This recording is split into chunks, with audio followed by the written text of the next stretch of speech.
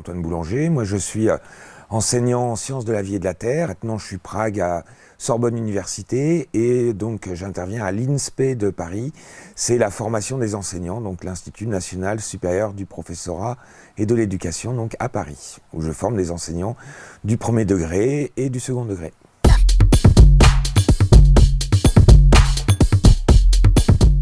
Il y a eu une première date importante déjà, c'est en 1991, en fait avec Sous-Jospin à cette époque-là, où il y a eu une homogénéisation entre les enseignants du second degré et du premier degré, avec donc la création des IUFM, Instituts universitaires de formation des maîtres, qui ont remplacé les écoles normales et en fait homogénéisé la formation et aussi les salaires et les statuts de l'ensemble des enseignants, donc certifiés, professeurs des lycées professionnels, professeurs des écoles, donc avec à l'époque un recrutement au niveau licence.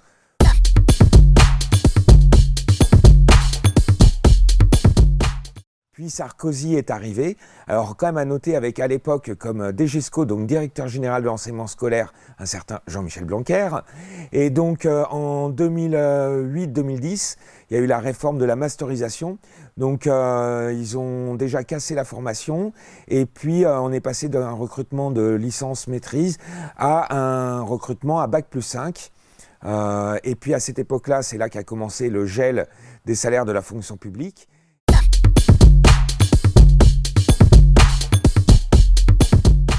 Il y a eu un autre changement en 2013 avec le retour de Hollande, avec la création donc, des ESPE à l'époque. Donc on est revenu à un recrutement à Bac+4, donc un an en arrière, mais en fait avec une réforme peu aboutie, puisque on s'est quand même servi des stagiaires pour avoir des moyens d'enseignement, donc avec une année qui était difficile pour eux après le concours. Ils étaient à mi-temps en établissement, à mi-temps en formation universitaire. C'est une réforme qui est à double niveau.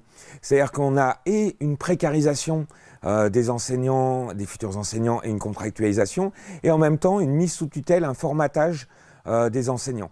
Donc la précarisation, elle est évidente puisque actuellement, jusqu'à cette année, donc, les étudiants sont recrutés à Bac+4 et leur 5e année, ils sont donc fonctionnaires stagiaires à 1 500 € par mois, ce qui est déjà pas forcément suffisant, mais c'est la situation actuelle.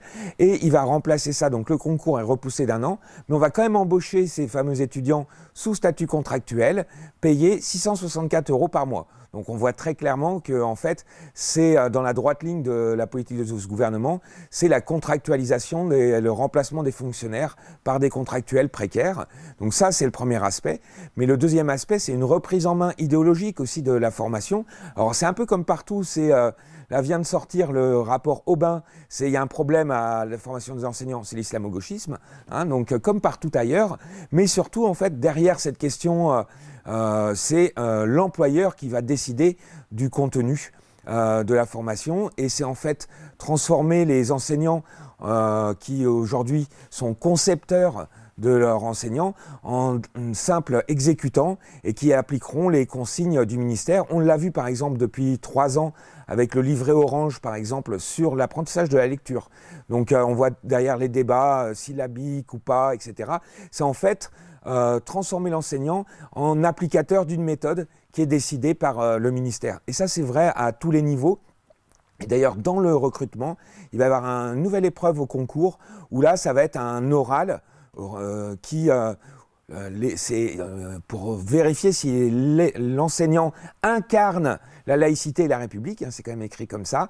Et puis en fait, il va falloir faire allégeance, en fait, montrer qu'on est des bons exécutants, bien obéissants. Et ça, on voit qu'en fait, on a un renforcement de la mise sous tutelle des enseignants.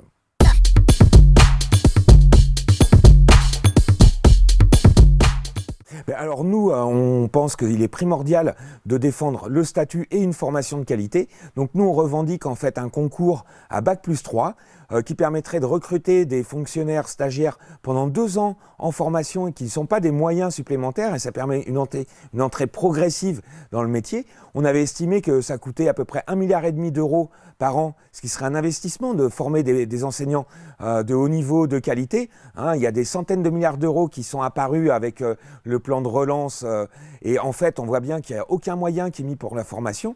Donc ça va à l'encontre, en fait on va dégrader l'enseignement. Alors depuis bientôt 3 ans qu'on voit cette réforme se mettre en place, on a essayé de sensibiliser, informer nos collègues.